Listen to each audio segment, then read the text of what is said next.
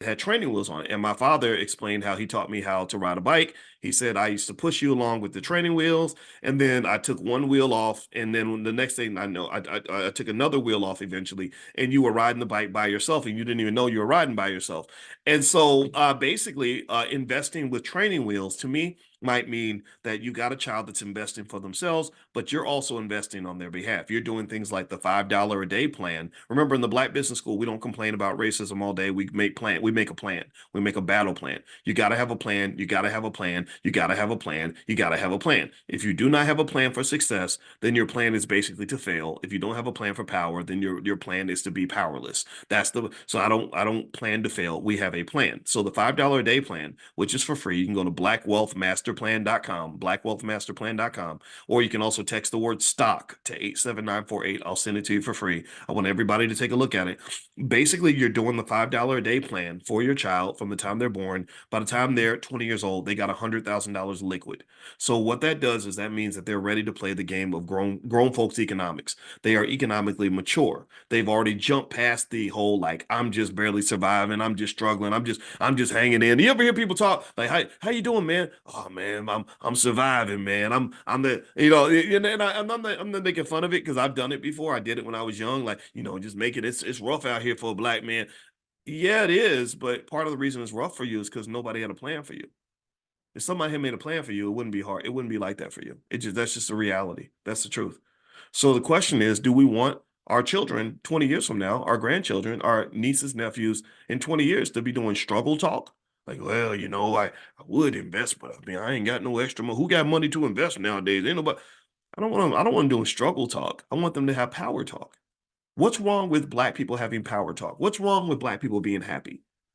What is it in your psyche that makes you think it's illegal for black people to be secure? What makes you think that you're less black because you're not being traumatized every freaking day of the week? Seriously, I mean, there are people that really believe that if you ain't going through hell, if you haven't gone through hell, if you haven't gone to hell and back, that you ain't really black.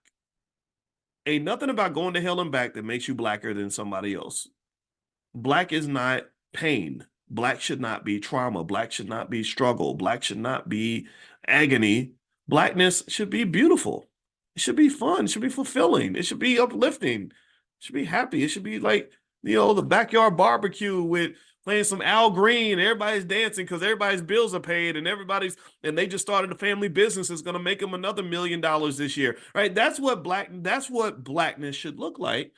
Instead we have misidentified it as this toxic, horrible trash dump of a lifestyle where you're in constant terror and horror and agony and conflict, and that's what people think that blackness is about, and I don't think that that's what it's supposed to be. So what I would say with the kids, this is the master plan. I don't care about 2024 that much. 2024 is almost halfway over. I care about 2044 because I believe that if you start doing basic things now, that by 2034, 2044, you will be doing so well that you'll be almost embarrassed to tell other people how well you're doing. In fact, you ever go through that where you're not struggling and you're not going through hell and you're sitting around with other people who are, and you almost feel like you have to be quiet because you don't want to sound uppity. Oh, you think you all that because you got your bills paid. You think you better than us because you bought a house. Right? Really, I mean, I want you to feel that embarrassment. I've gone through that myself.